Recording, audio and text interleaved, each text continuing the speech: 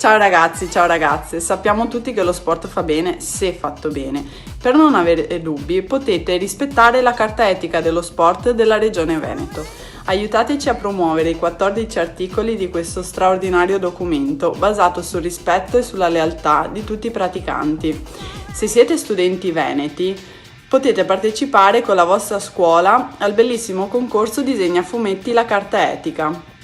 creando e disegnando la vostra storia per raccontare i valori della Carta Etica dello Sport veneto. Un concorso a fumetti nelle scuole del Veneto per promuovere la Carta Etica dello Sport di cui la Regione tra le prime in Italia si è dotata. La divina Federica Pellegrini è la testimonial di questa iniziativa che promuove valori e ripudia comportamenti scorretti fuori e dentro i campi da gioco. Ma a sostenere il progetto c'è una squadra intera capitanata dalla Regione e composta dall'Ufficio Scolastico Regionale, dai CONI, dal Comitato Paralimpico Italiano e dall'UNPLI, l'Unione delle Pro Loco del Veneto, che ha anche messo a disposizione delle scuole 2 esperti grafici che aiuteranno i docenti a formare i ragazzi all'arte del fumetto. Dobbiamo assolutamente far sì che sia sottoscritta e praticata dal numero maggiore possibile di persone, che vanno dagli atleti, ma pensiamo anche a tutto il contesto di ciò che riguarda il volontariato intorno allo sport, i soggetti, le società sportive, le associazioni, le scuole,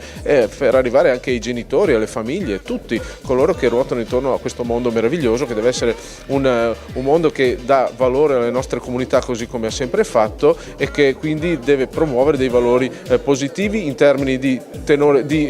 stile di vita e di appunto condotte di vita. Noi avevamo un'esperienza di concorsi attraverso il concorso sull'identità veneta e quindi qui abbiamo pensato a qualcosa anche di sportivo, cioè un concorso ma a disegnare dei fumetti, e quindi un modo così anche diverso di riflettere, perché bisogna riflettere, di giocare assieme, e soprattutto abbiamo voluto che non fossero lavori individuali ma fossero lavori di gruppo, proprio perché solo attraverso il confronto eccetera possono emergere meglio quelli che sono i valori, se no rimane dentro ogni ragazzo, invece deve essere in questa maniera diffuso. Un lavoro che dovrà essere messo in pratica e studiato in sinergia tra il docente deputato proprio all'insegnamento delle materie grafiche e il docente che nella scuola promuove la pratica sportiva, l'adozione di sani stili di vita, in particolare ad esempio il docente di educazione fisica, ma poi ci sono consigli di classe, in particolare in alcuni indirizzi di studio, che sono molto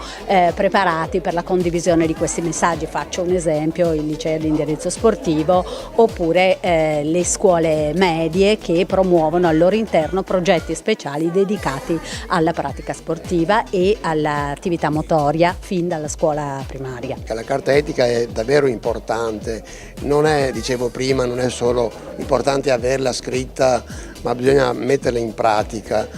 e perché ci sono delle regole, dei valori davvero importanti che a volte si dà per scontato, ma non è così. Assistiamo